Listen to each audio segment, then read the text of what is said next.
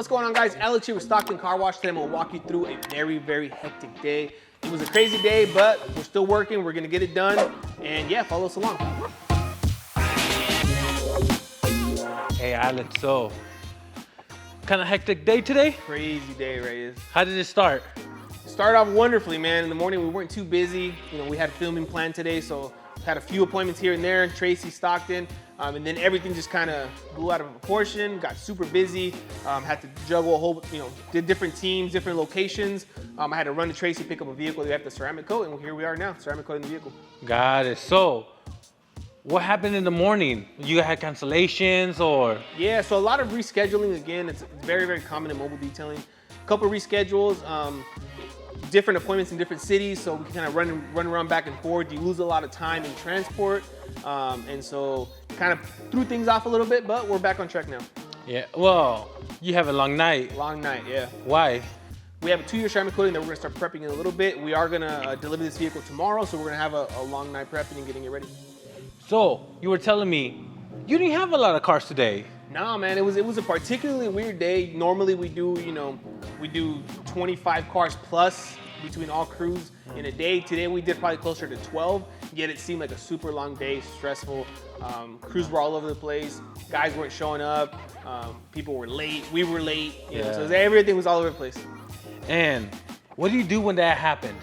Like, I feel like it's very easy to stress out. Yeah. You got people you gotta talk to, employees you gotta talk to. Yep. You gotta reschedule the whole plan. Yeah. And it's just you managing everything, right? Yeah, as of now, I do get a little bit of help with scheduling, but for the most part, I'm the one that kind of does the final schedules and sends out the crews to different locations. How do you prevent not stressing out, losing your mind?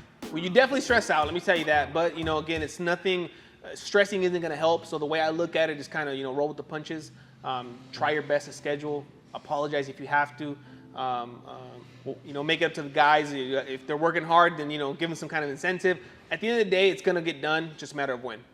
Got it. Now, let's just say there's a detailer out there, and he still hasn't learned how to schedule details. Because you gotta take into consideration the traffic, the unexpected. Yeah. What advice would you have for them? That's a good question, man. I think it depends on your business structure and how many cars you're doing per day, whether you have one crew, multiple crews. At the end of the day, what I would recommend is leaving enough time in between your appointments to where if something does set you back, it's not gonna completely throw off your entire day. We try to do that, but there's only so much you can do when a car is super dirty that you weren't expecting it to take double the time. Then you can't really work around that. You have to just let the next appointment know that you're running late.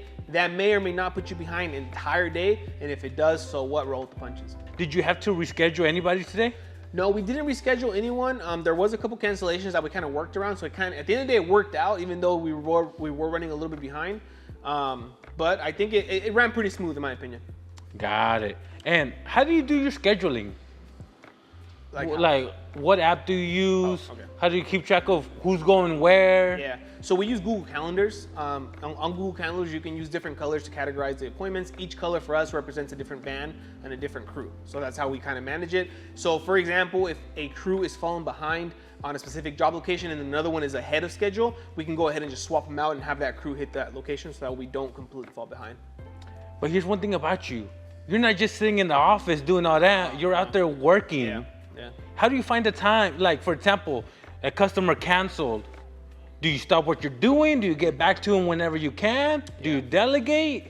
It's a good question, man. So having your AirPods in, your phone, always on you, being accessible more than anything. A lot of times it's not only your customers calling you, it's your employees calling you if they have questions, if they want to upgrade the service, if they want to downgrade the service. You have to be easily accessible and just kind of be aware that you're going to be on the phone and working and multitasking.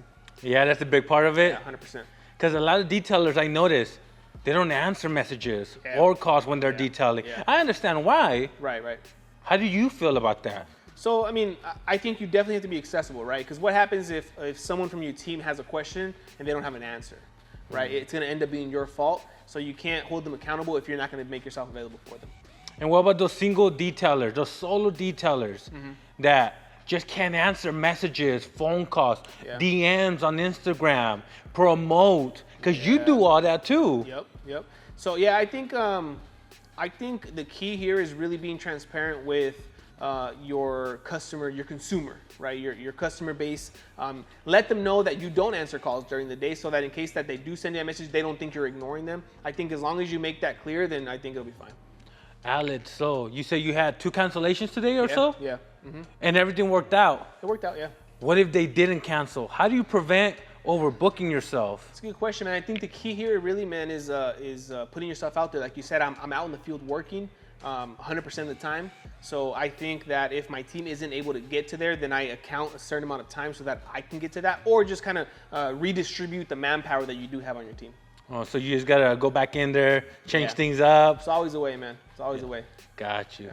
And last question is, you have this nice Tesla right here. Model Y. So, and 2-year ceramic coating? 2-year ceramic coating on the Tesla Model Y. Yep. But here's the thing, Alex. Why so late, bro? I feel like you're gonna be here all night. Yeah, it's gonna definitely take us a little bit of time. We do have a big team, so we're gonna probably knock it out in the next, I want to say 4 or 5 hours max. Let it cure overnight and deliver in the morning. All right, man. Is this a usual day, or is today just one of those days? It happens from time to time, usually with ceramic coatings, but it's not a big deal, man. If you let the customer know you're gonna keep it overnight, then you can, work as late as you can inside the shop. Normally we try to do it as early as possible, but then you run into days like today where we weren't able to, but it's gonna get done. All right, guys, so there you have it. This is exactly how we balance our hectic days that don't go as you planned. Let me know down in the comments below, how do you manage your stressful days? I wanna hear. Don't forget to subscribe, hit that like button, and follow us on social media at Stockton Car Wash.